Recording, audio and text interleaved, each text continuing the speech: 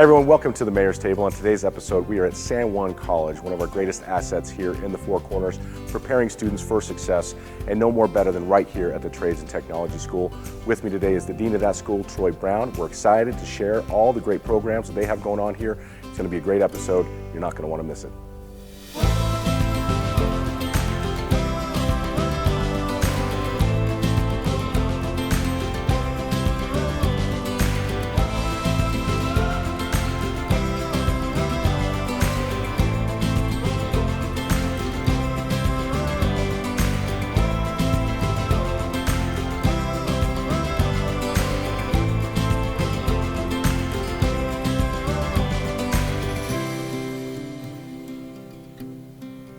Hey everyone, welcome to this episode of the Mayor's Table. Today we're at San Juan College at the School of Trades and Technology, and with me is Troy Brown, the Dean of Trades and Technology. Troy, thanks for being here. Thanks for having me. Well, I'm excited. This has been a conversation I think a lot of people, certainly in our community, but more broadly, is the importance of trade schools and getting our students out of high school into a career that doesn't necessarily have to make them go to a four-year institution to do it. And I remember as a kid, there was a lot of trades going on in the high schools in North Denver, and a lot of emphasis on that. And I think even in junior high school, they offered some classes that were kind of geared in that direction. I think we're seeing kind of a renaissance of that occurring now. And being in this facility and certainly looking at the programs that you're offering, I'm very excited to get the lowdown and share with the community how they can be a part of this. Sure, it is exciting. And I think that what we really, our strong suit is, we take possibly someone who wasn't a great high school student,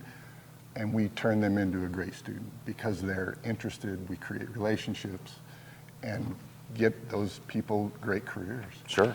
Well, careers that pay good money. Right. You know, just looking at the list of what we're offering here at San Juan College, and knowing, you know, where the demand is in the community for these types of jobs, auto body, auto tech, I mean, just right off the top of the bat, you know, I work with a bunch of different auto companies. Right. They're all fighting for each other's techs.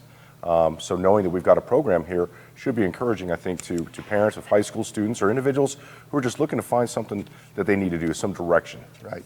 We have a particular diesel student who's in an apprenticeship right now for a company, and I talked to him the other day. He said he's got two other companies basically bidding for him he's got another year left, but they're all trying to jockey to get, and so he's sitting in a wonderful situation. Really? Of saying, yeah, well, what can you do for me? Which is where we want to be, right? Sure. That's the place. No, that's right. And that's kind of the point of this is you're creating, you know, within these students the opportunity to develop skills that society is going to need for a long time. Yes. Communities are built upon individuals who know how to build homes, fix plumbing, fix air conditioning, wire houses, Right. take care of vehicles. The difference here is I think that someone who can do the skill, but also has the ability to lay a job out, a carpenter that can lay the job out, or a welder that can lay the job out. I think that skill set is always in demand. Someone that can just stick two pieces of metal together is a whole different thing than Sure. someone who understands the big picture. Right. And that's what we teach. Our welding students start out with blueprint reading. Okay. And then they learn the welding part of it. But during that whole process, our instructors do a really great job of saying, let's make sure we're seeing this big picture as opposed to just sticking these two pieces of metal together. Same thing with our building trades or carpenters. They all learn the big picture and then learn how to do the skill. Go a little bit more into that. What is, for example, the welding program? How long does it take to go through it? Kind of what's the schedule kind of like? What's that? It's a 2-year program. Okay. And pretty intensive. For sure, 3 days a week they'll go full time, all day. And again, there's time there's lecture time, but the really great thing is you do a lecture, say a 4-hour, 8-hour lecture, and then you immediately go out into the shop, and you can. I know I've taught trades and tech, and you're talking to those students, and when you're lecturing them, sometimes there's that fuzzy feeling that you're not sure they're getting it, but knowing that we're going to go out and get hands-on, then they go outside and you start showing them, and then the lights start going on. Right. That's where we get those other kind of students. They're not as good a student, they just learn differently. Right. So we bring them out here and they put their hands on this equipment, and then they'll look at you and say, oh, I see what you were talking about during the lecture. Sure. So, and all the programs are that way. Welding is our absolutely most popular program.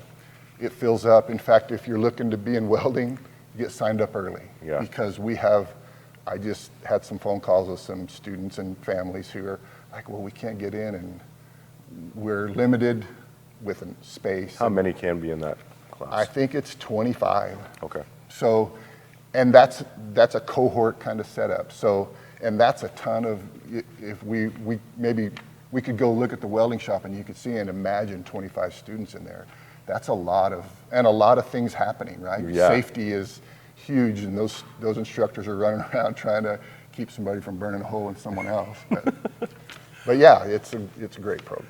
Speak about the instructors. So we were talking before we came on the air just about the auto tech program, and you had mentioned there's 7 master's techs here, or master mechanics here in the state of New Mexico, and 5 of them teach here. 5 of them teach for San Juan College, and as we were talking about even before you came in, that's a big feather in San Juan College's hat, obviously, to have those people. But San Juan College was very responsible in those guys acquiring those credentials, because we do really aggressive career development. And so to their credit, they took the right classes, but to the college's credit, we paid for it. And so they've taken that and created this amazing program where we have top of the line instructors. And so, yeah, and really, they're formal. They get this formal master's mechanic, but we have because like we have our carpenter instructors who are, I did some instructor, just went and watched and kind of scored them. Sure. It made me want to be a carpenter. I mean, these guys are just amazing how the relationships they create very quickly with the students. They're just really top notch. Everybody here, of course it's my team, so right. I'm all for them, but it's the truth. It is real. When you look at other colleges throughout the state, I mean, and have you gone and visited other trade schools in New Mexico? I have not. Okay. Well, you're at the best. So I'm wondering how we compare, there. right? And if we've got 5 of the 7 master mechanics in the state, where are the other 2 at? Right. I think they're working somewhere, probably making 6 figures. Well, let's look a little bit further here. So you also have, it's MOPAR, Career Automotive Program, as well as the Toyota Technician Training Education Network. And so those work with MOPAR and Toyota, correct? Correct. Okay. Yeah.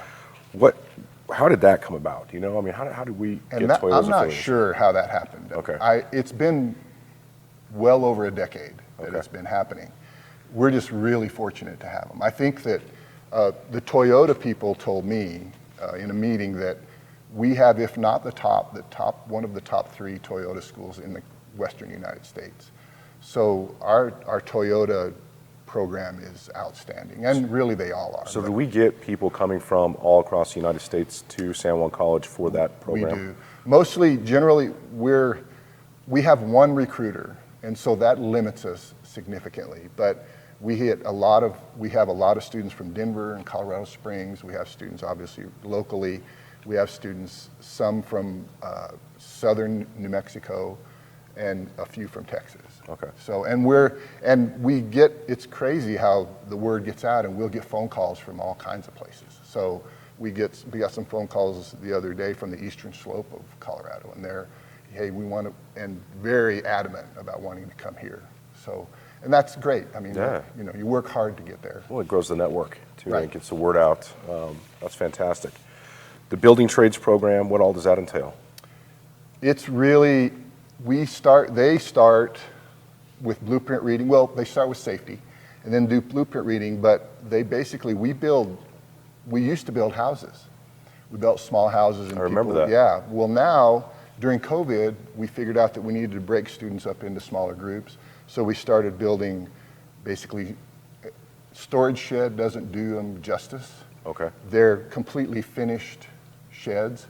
They have a little closet in them. They have cabinets. They have the flooring. They're finished on the inside with tape and texture.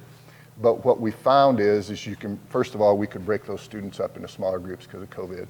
But now what we're seeing is they're building 6, and there's 6 times as many, well, probably 3 times as many opportunities to shingle. There's 3 times or 4 times as many doors.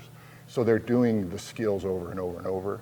And small groups, it's better from a teaching standpoint, because you always have that kid that wants to kind of hang back. It's harder with a small group. So we get them involved, and it's been kind of accidentally a really great move. Is that a 2-year program also? It is, yes. Okay. Typically, how many students do we have in that? That is anywhere we have safety issues there. We have 2 instructors, so anywhere from 12 to 15.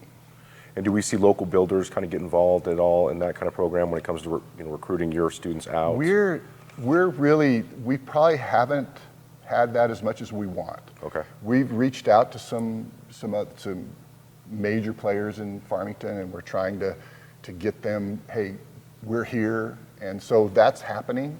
And I think that once they see the quality of the student that we're turning out, I think that'll really take off. Well, I think that's going to be my mission then, is to share with our builders. Yes. Make sure that I tell them, hey, make sure we're going to San Juan College, talking to Troy. Yeah. Check out what these students are doing. Cosmetology? Yeah, it's right at the end of the building here. They're barber, esthetician, manicure, the whole thing. Yeah, but they're amazing. We have a really great group of instructors, a lot of adjuncts, which are folks that don't teach full-time but teach part-time for us. So they're actually operating as whatever it is they're teaching, manicures, estheticians, barbers, and then they come in and share that real-life experience with the students. Can people still go in and get haircuts and stuff from those students? Yes, absolutely. It's open. They come in, tons of elderly folks, which is amazing. They come in and they interact with those students, and it's really cool to watch. Yeah. So, and cheap. Right. Haircuts are cheap. So, yeah, it's really a cool deal. I like that. My mother was a cosmetologist. So, we talked a little bit about the diesel tech, but I didn't know if you wanted to mention the fact that we had a national champion. We're very excited. Skills USA is students show up that are in school and they compete. They get stations and they compete to solve those puzzles at those stations. We compete here first districtly, or as a district, and then we go to state, and you have to finish in the top 2 or 3. We go to state, finish in the top 2, and then we go to nationals in Atlanta, Georgia. We had a student, John Parker. He was a dual credit diesel tech student, got the gold medal at nationals this year in Atlanta, and I told you, he won't hardly talk about it. He's very quiet, but he's an outstanding technician. He's 18 years old, graduated as we do here. He went through San Juan College High School. And so he's got his degree and his high school diploma. That's awesome. And he's working for a company right now. Wonderful. Yeah. Well, congratulations, John. John, for sure. Way to represent San Juan College and Farmington. Drafting program? Yeah. A lot of CAD, mostly computer-aided drafting. Just had some folks in here yesterday, and they're looking, they've worked with School of Energy previously, and so they're needing a computer-aided drafting drafter, and so they came and said, hey, we love San Juan College, we love the product that you guys put out, the students, and they said, we're looking to get somebody. So I have a meeting set up with our drafting instructors, and we're gonna try to put together a list of students and get them to go talk to those folks and get them a job. Awesome. Yeah. This one is kind of a new thing. The electric vehicle and fuel cell certificate. Well, it's pretty new everywhere, right? Yeah.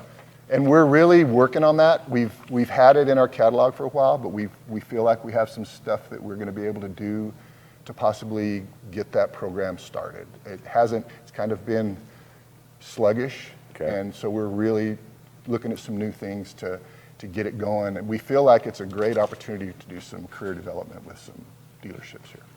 Yeah, that's interesting. So what would that entail? I mean, what exactly would somebody who gets a certificate in that do? Because I'm not familiar with the batteries in these vehicles. Right. So I know they're big, I know they're heavy. Right. So is it a matter of taking them apart, putting new ones together? I mean, when you think about it, they're a vehicle, so there's that part of it. There's that side, right? Sure. Tires, wheels, brakes. But then the components are obviously different, and that's that's the Oh, place. you know what? I wasn't thinking about it broadly. I Yeah. was thinking more just about the battery, but it's the full EV. It's Right, the full because they electric have vehicle. motors. Generally, the way that they're set Okay. up is each wheel has a motor, so we have to be able to do that, and then how that motor, the connectivity of that motor to the rest of the system, and there's just a ton of electronics and Sure. that kind of thing. Well, that's exciting because we're under a mandate to sell a lot more electric vehicles as a nation. Yeah. So you got to have technicians who know how to work on those. They are obviously very different than your typical automobile. Yes, So for sure. interesting. Obviously, fire science, one of your passions. Right. And, Yeah. 20 years with the 20 city of years, Farmington. retired Fire from the city of Farmington. Yeah. How long did you lead that program? It's really interesting. I retired from Farmington Fire and came to work here and thought, man, I have a 5-year plan. I'm going to work at San Juan College for 5 years and then I'm going to do something else. Well, I've been here 13 years now. So, and I was the coordinator of the fire science program I was the instructor for a while, so for about 11 years. Okay. I taught over there, and which is a passion. It was something I helped with Farmington Fire Department's recruit classes before we came to. Now all FFD employees come to the college and get trained by the college. Everybody that rides a fire engine or rides in a police car in our county is trained at San Juan College. So, which is Very special. yeah, very special. So and it's something that is very near and dear to my heart. How are we seeing as far as the number of students in those classes in fire science? Are they staying pretty steady, It's pretty steady, consistent, strong? right? And again, police there was there was more students, and now it's kind of leveled off. It dropped back to where they normally are, and it's kind of stayed there. Fire, we have a limited, because kind of same as police. There's that risk factor. You want teacher to student ratios need to be right, because there's a lot of moving parts and a lot of safety issues. So, but they stay in there the 12 to 15 student range. And we have a daytime and an evening academy, so you can, depending on how you want. Is that also a 2-year program? Yes. Well, it's actually, we've got it set up where you can get your firefighter 1-2 certificate, several certificates, and in the first semester. Now, to get your AAS, it's going to take 2 years. Yeah. Okay. Well, I've seen a number of high school students actually go into that program. So it's exciting because we always want to recruit firefighters, make sure they're educated firefighters, obviously. Right. But the police component of that, I guess I wasn't aware that we had that kind of training up here as well. Well, what it is, it's kind of a hybrid, because the state of New Mexico is over all training for police officers.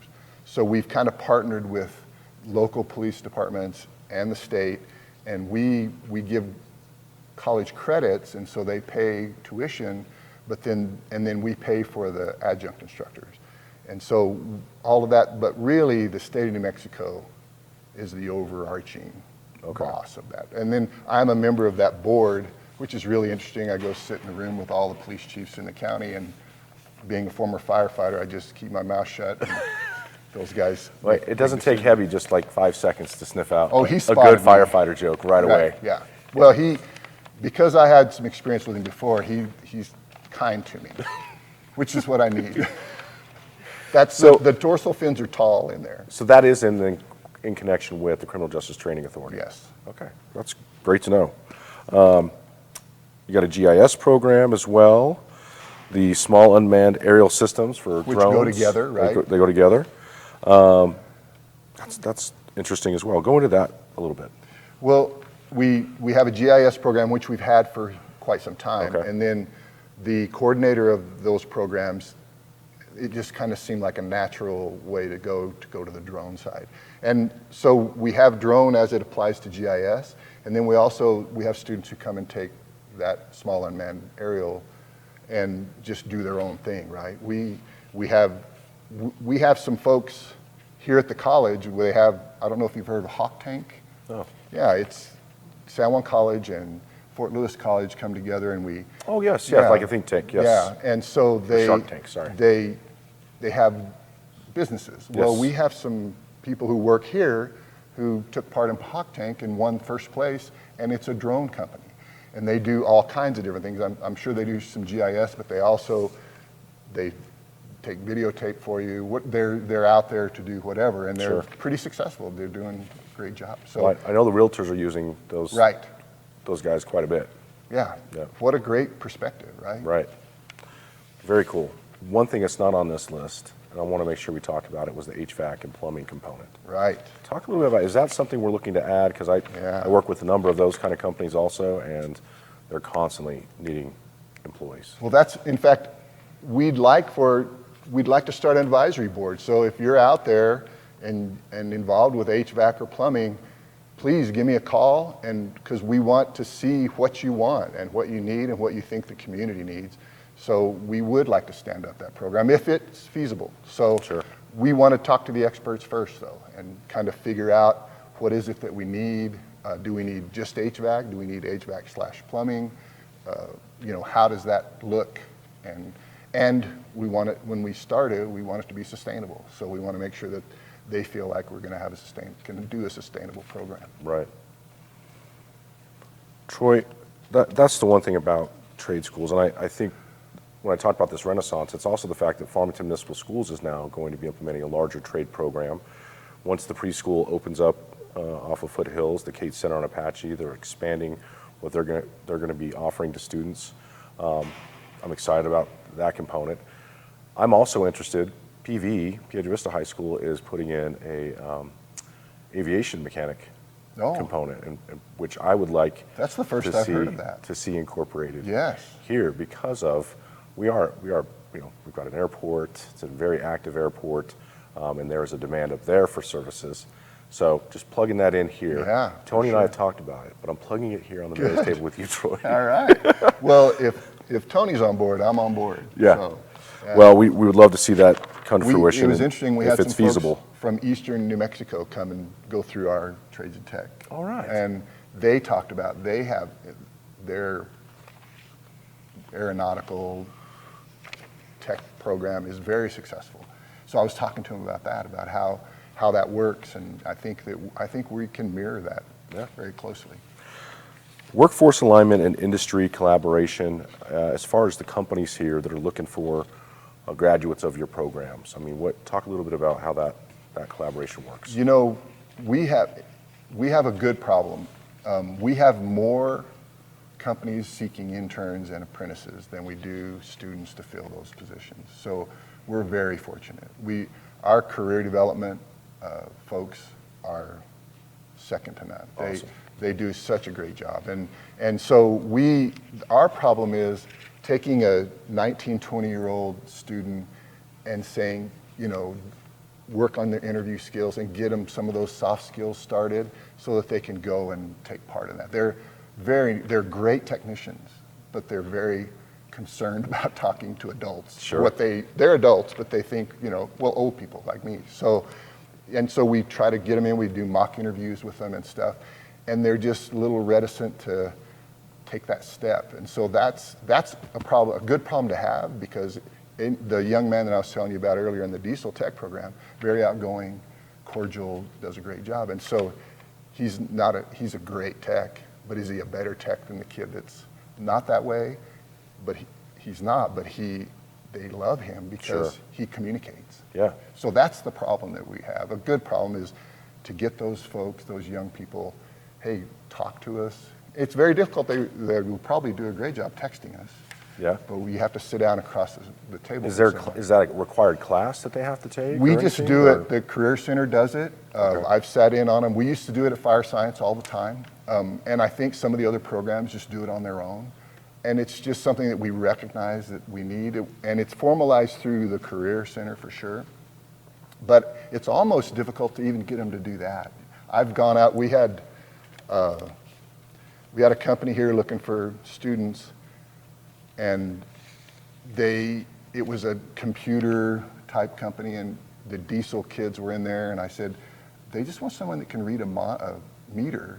So I just literally grabbed and said, come on, and we went out there, and one of them got a job, and now works for Intel. It was Intel, is who the company was. Oh, wow. And so went out there and interviewed. Out of the 3 that went, one of them has a job with Intel now. because they said if they can read a monitor or a meter and they'll come in and be teachable, we'll take care of the rest. And it's exactly what's happened. Well, that's great. Yeah.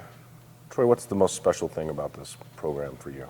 Oh, I think what we talked about early, when you have a student who maybe struggled before and they come here and they're, but they love working on diesel engines. Sure. And you just watch them be on the President's Honor Roll, or, and make straight A's and are just passionate about it and learn. And then the great thing is they do that here, and then they go and take an English class. The confidence level is completely different. They're successful in their English class, they're successful in their math class. Just build that self-confidence in themselves. And that's all it is. Yeah. Because they've probably told themselves or someone somewhere, maybe this isn't what you should be doing. School's not your thing. Right. Then they find out, all I have to do is apply myself, and I'm doing great. So that's for sure the best part of it.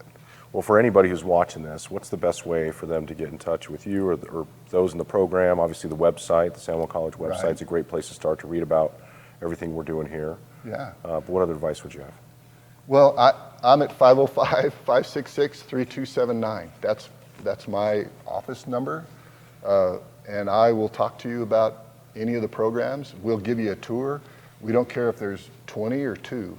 We'll give you a tour of trades and technology, and you can see everything that we offer, and we're just excited about it.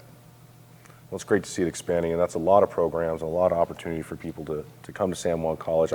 The dorms that we have here now, that's got to be a benefit to your school also. For sure. Looking forward to more dorms, obviously. Yeah, maybe. And we'll see that come to fruition, I believe, soon. So any parting words, anything we left out? I think we covered it. Yeah. But thank you very much for having me. I appreciate it. This is a really great opportunity for us, and we're happy to have it. Well, we're happy to have San Juan College here in our community, and when I travel the state and talk to individuals, elected leaders in other communities, they constantly refer back to, wow, you guys are pretty lucky that you've got a San Juan College. So thank goodness for the founders For sure. who brought this together, and I think they would be looking at this right now going, wow, look at what we've done, and look the way it's been sustained, and the trajectory, I think, is just going to continue to go up. So I agree. Troy, thank you for taking the Thank you time. very much. Thank you for tuning in today. Thanks. If you're interested in learning more about the Trades and Technology School here at San Juan College, look them up online. That's the best place to go. You can get a hold of Troy. He gave you his phone number. So take that opportunity, do what you need to do, but let's get more students in here. Let's get our trades and those programs and those careers really expanding here across San Juan County. Thanks for tuning in. We'll see you here next time on the Mayor's Table.